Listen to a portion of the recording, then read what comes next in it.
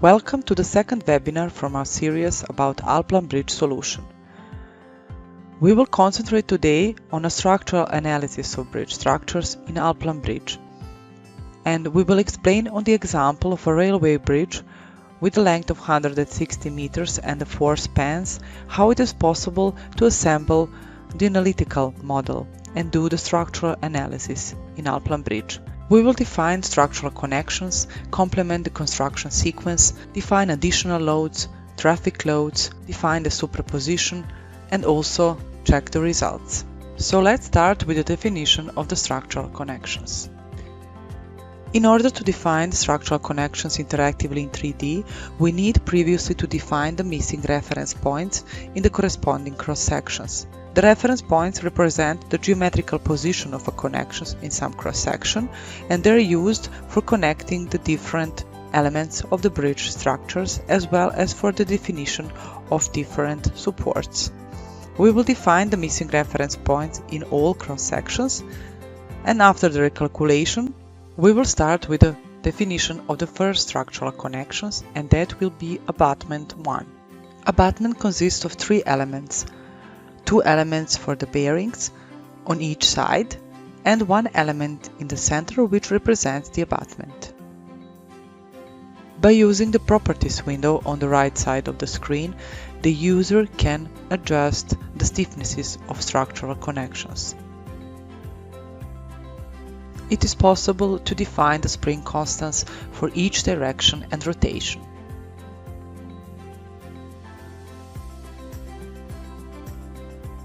By using the same interactive definition, we will define the abutment 2 in the same way as abutment 1 on the other side of the bridge.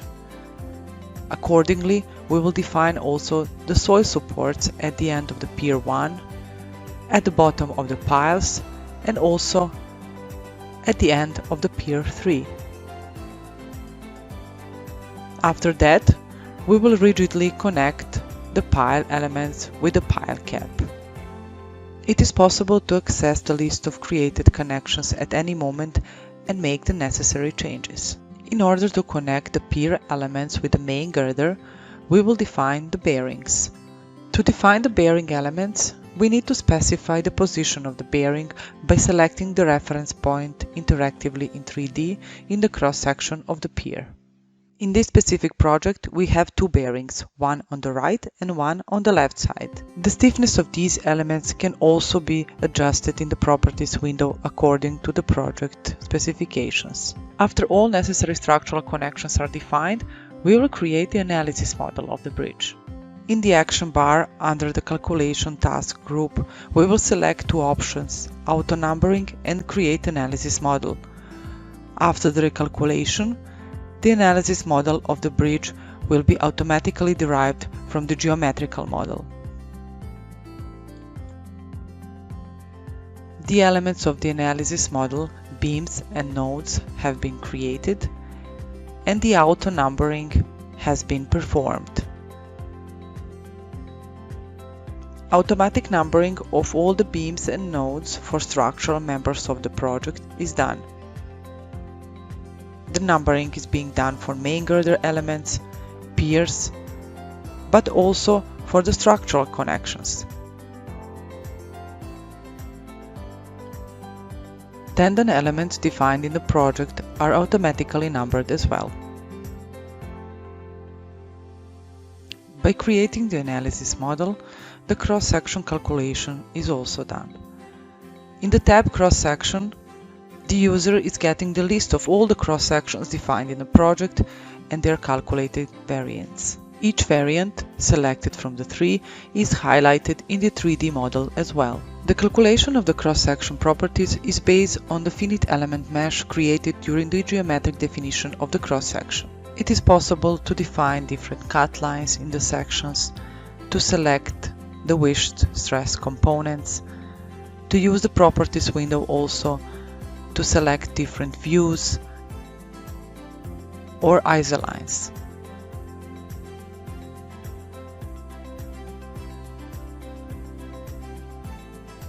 The automatic calculation of the cross-section variance is done for all the cross-sections defined in the project. After the analysis model of the bridge is created, we will complement the construction sequence by starting with the activation of the structural connections. The activation of the bearings and springs can be done by selecting the task in SUP located in the task group construction in the action bar. For this task, we need to define the assembly, which consists of the wished structural connection which is being activated in the corresponding phase. For this, use the filter options for a better preview and easier selection of the elements in the 3D window. In the first phase, we will activate the soil supports of the piles. In the phase 2, we will activate the rest of soil supports for the pier 1 and 3, and we will define the necessary assemblies and also adjust the start days in the timetable.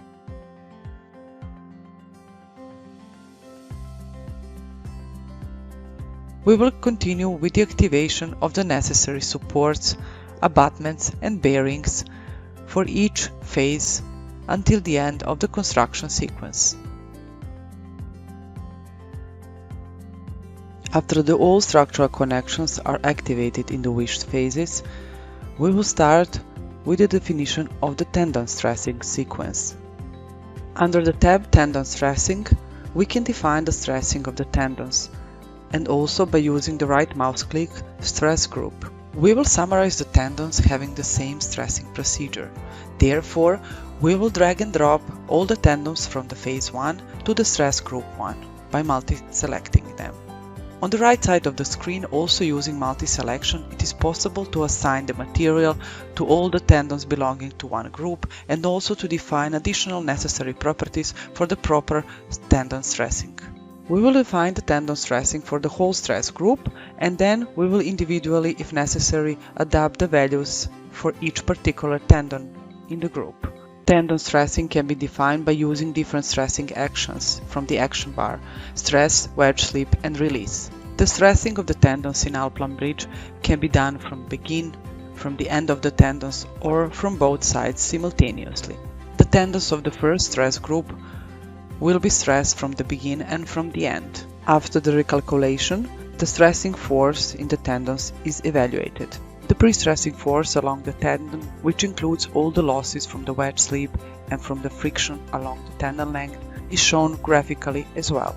We will now define the new stress group 2, and we will pre-stress the tendons of the phase 2 by drag and dropping them to the corresponding group 2.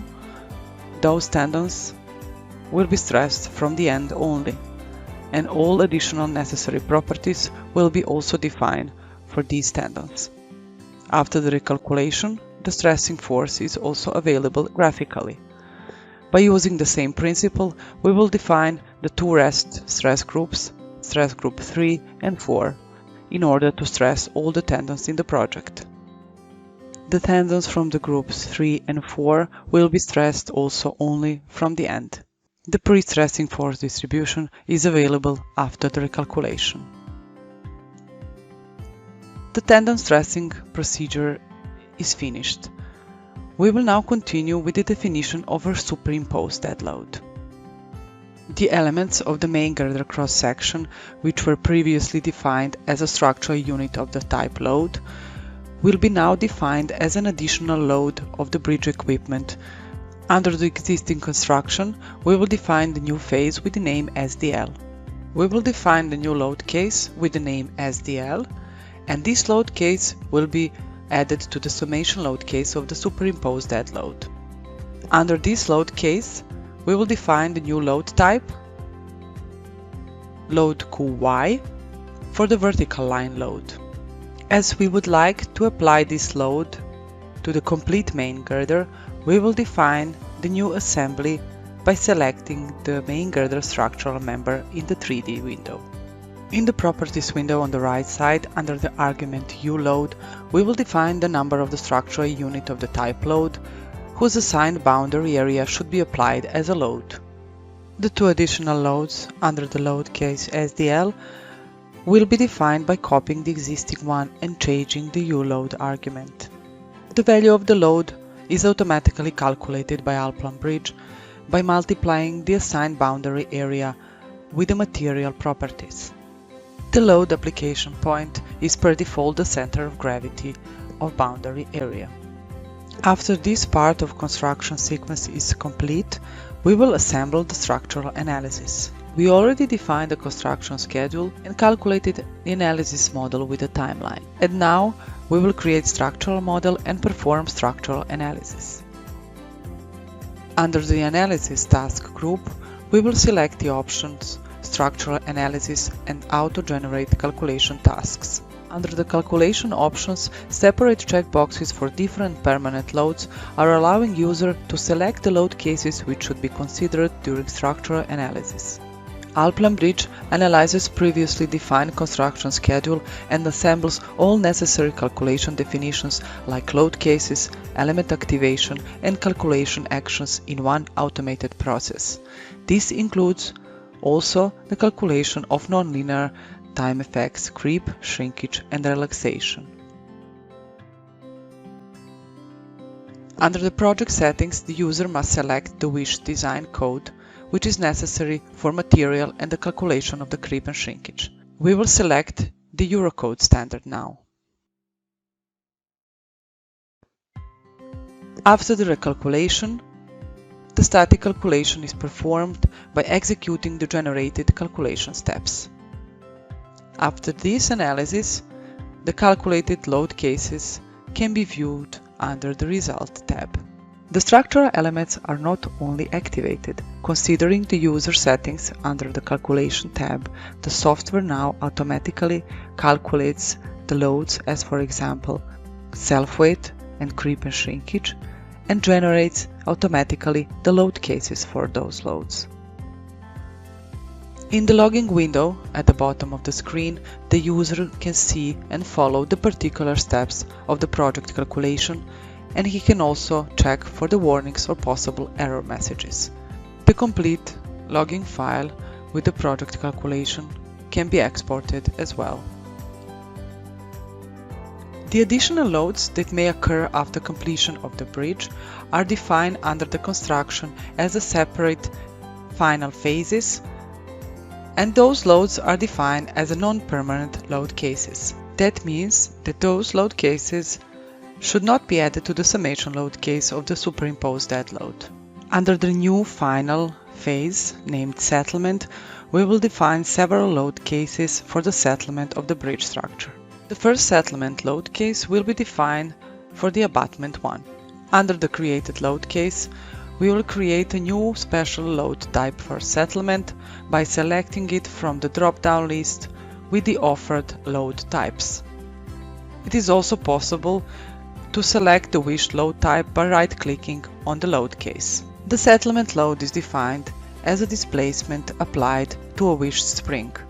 In this case, we will define the displacement in a negative local x direction with a value of 1 cm. For this load, it is also necessary to define the assembly by selecting the first abutment interactively in 3D window.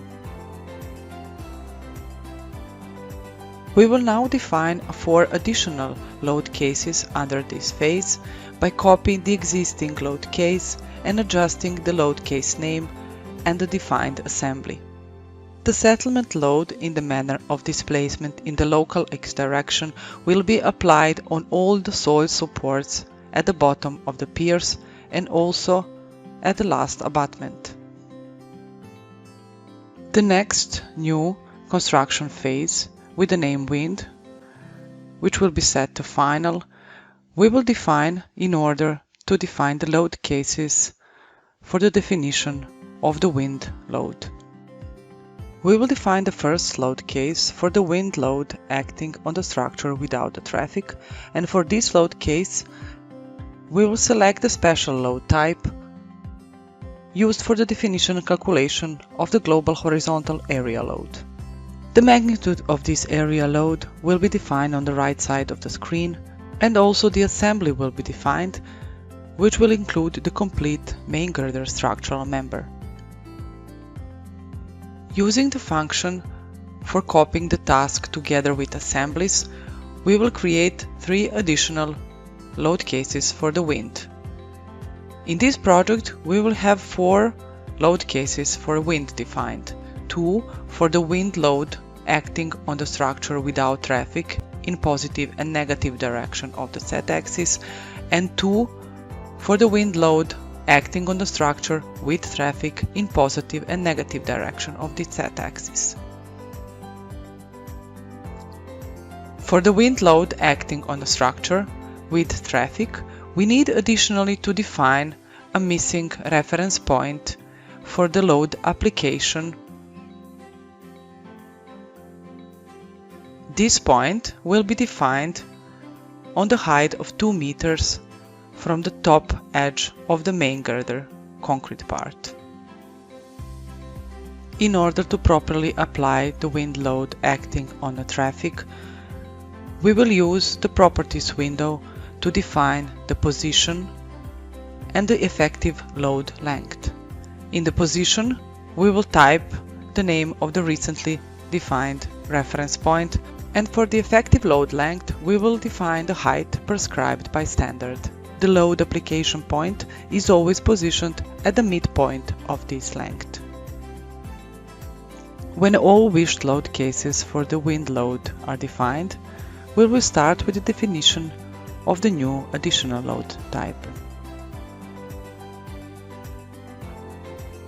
In the new construction phase, temperature, which will be set to final, we will define several load cases for the definition of the temperature load. We will define the first load case for the temperature load in order to apply a constant temperature load on the main girder structure. For this load case, we will define the special load type, which is offered in the drop-down menu. The value of the constant temperature can be easily input in the Properties window by entering the value in the corresponding argument. For the temperature load, we also need to define the assembly, and in this case this will be the complete structural member of the main girder as well.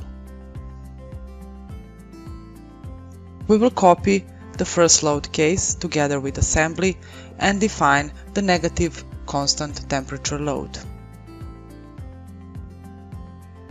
2 additional temperature load cases will be defined after the additional definitions are done in the main girder cross-section.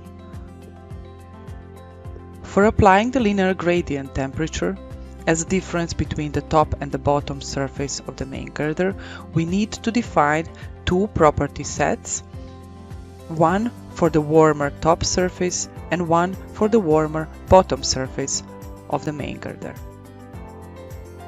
For each property set, we need to define 2 property set points, which will be positioned at the top or at the bottom of the main girder cross-section.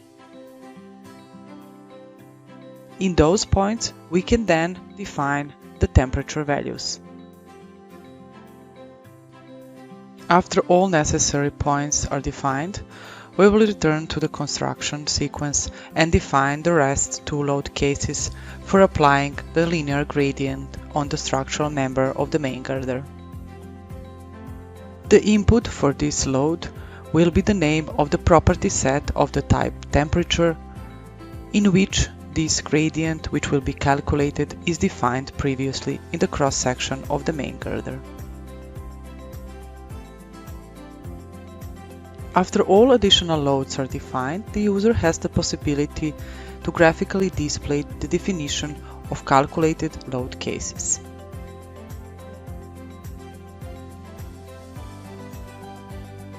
The user is free to define as many load views as he needs.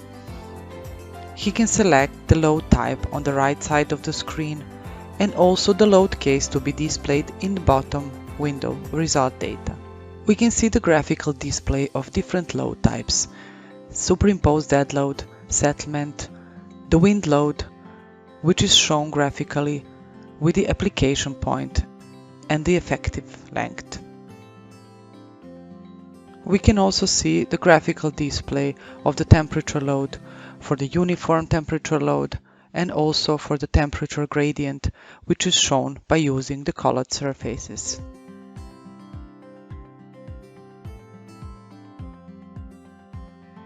In order to be displayed, each load case must be calculated before.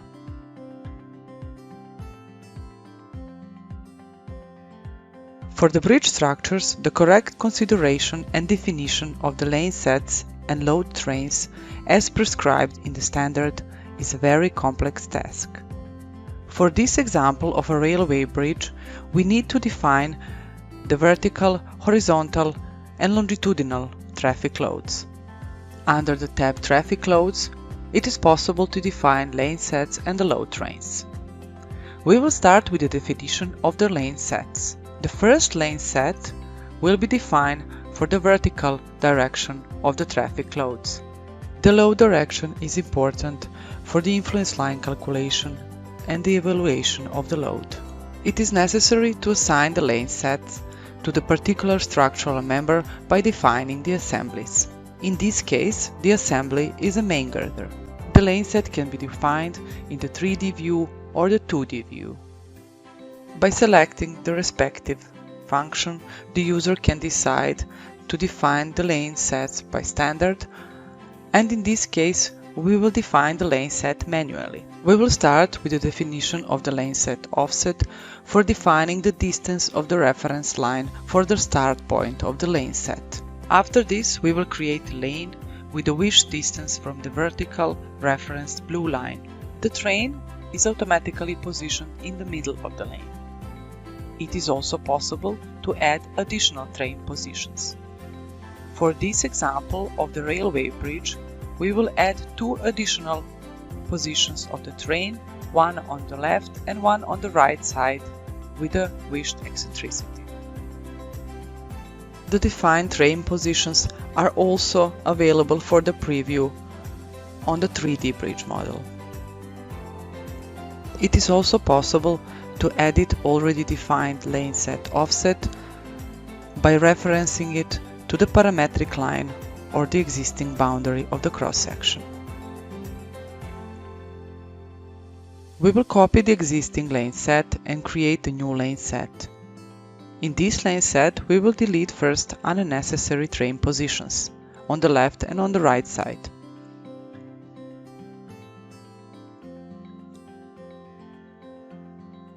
We will use this lane to position the longitudinal and horizontal traffic loads.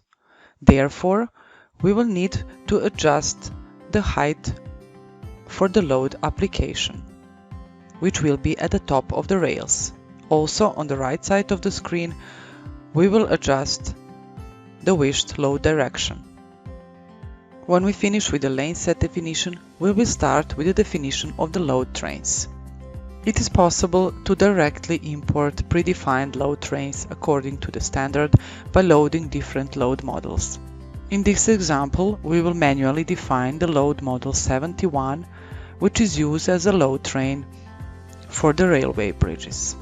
By using different tools in the task area, the user can define generic load train by defining the single loads and uniform loads and respecting the lengths of the loads and the distance between them.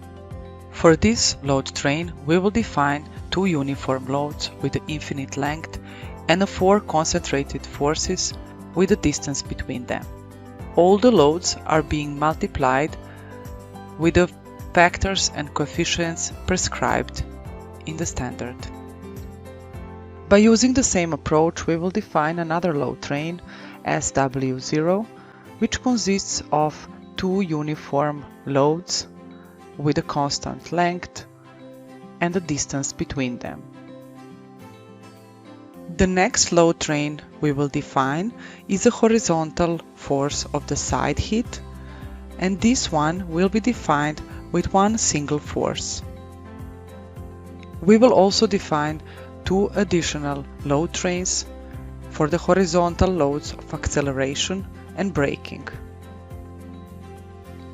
Since we can use the same lane set for the several load directions, we will have the same lane set defined for the horizontal and for the longitudinal loads.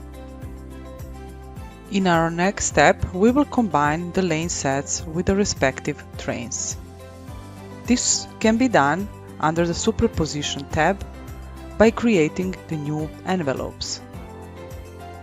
By double-clicking on the envelope menu, we will open the Superposition view, in which we can use the function New Envelope or the right mouse click on the empty area and create the envelope with the wished name.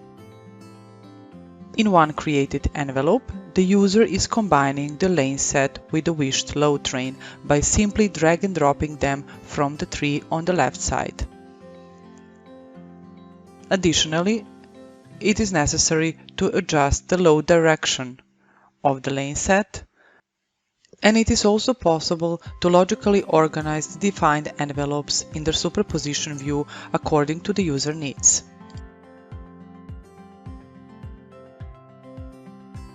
The result values of the influence line evaluations for the different lanes and load trains are saved in individual envelopes, which are created by the user.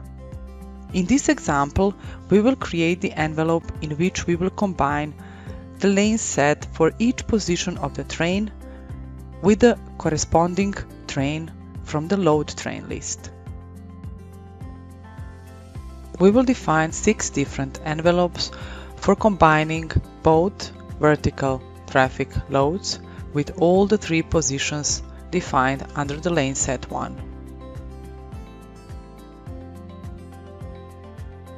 We will also combine horizontal load for the side hit and acceleration and braking load together with the position defined in the lane set 2. When all traffic loads are superimposed and combined in the wished envelopes, it is necessary to go to the calculation and select the option Auto Calculate Influence Lines, which will automatically calculate the influence lines of defined traffic load superpositions. Lane-related influence lines are calculated for all the lanes defined in the project. We will now start with the superposition of the defined load cases and the envelopes in the project. We will start with the superposition of the defined traffic envelopes according to the standard. The available superposition rules can be selected on the right side of the screen for each created envelope, and we can choose between the unconditional and conditional addition and conditional substitution of the results.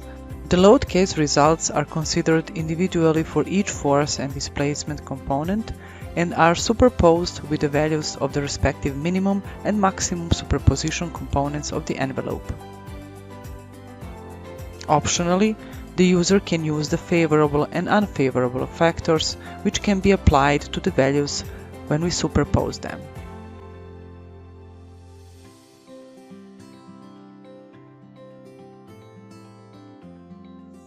We will superpose the traffic loads for the vertical, longitudinal, and horizontal direction in the final superposition groups by using the factors prescribed in standard.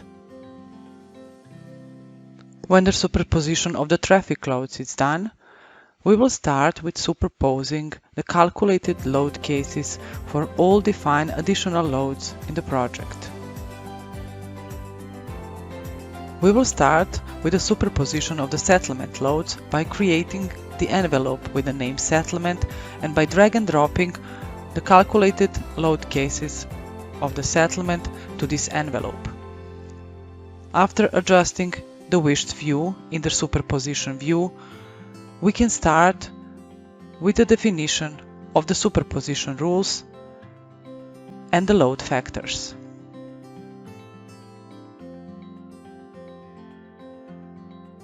After the envelope for the settlement load is defined, we will define 2 envelopes for the wind load, one for the wind without traffic and one for the wind with traffic. In the final step, we will define the envelope for the temperature load by combining the defined temperature load cases with the respective load factors. Under the construction sequence, we can now define one last final phase with the name Superposition, and we will choose the calculation task, which is used for calculation and evaluation of a defined superposition of an envelope. For each defined task, we need to define the name of the envelope for which the evaluation should be performed. By defining those tasks only for the final envelopes, we will get the results of all envelopes defined in the project. In the last sequence of today's webinar, we will check the results calculated by AlplanBridge. The task results includes the selection of the result components for displaying the results in the view window of analysis model. The user is able to create different views, and under each view it is possible to define different 3D diagrams. There are different types of results to be displayed in AlplanBridge: 3D diagrams and tables. The content of the results can be displayed as a load case or an envelope. The user is able to check the results of a different load cases or an envelopes at the same time. Also, he can set the offset between the diagrams which are shown simultaneously and spacing between them. For the results of the envelopes, the user can select the desired superposition component for which a certain result should be read from an envelope. The user should use the two buttons available in the task results in the action bar in order to select the minimum or maximum superposition component. Beside the 3D diagrams, the user has the possibility to view the deformed structure of the wished load case or an envelope.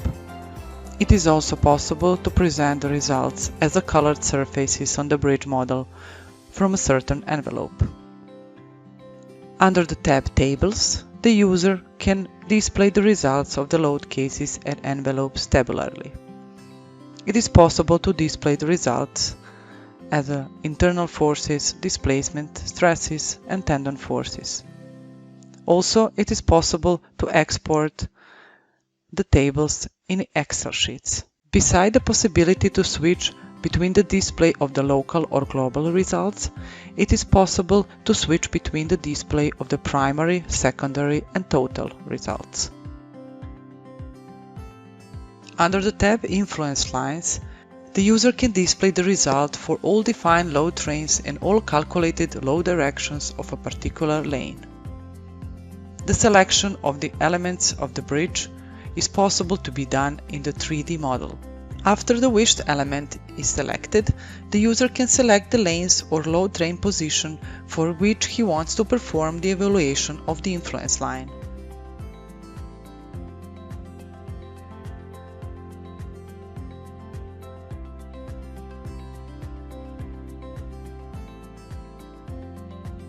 With the sequence related to the results, we are finishing today's webinar. Thank you for watching us, and join us next time when we will deal with detailing and rebar modeling in Alplan engineering.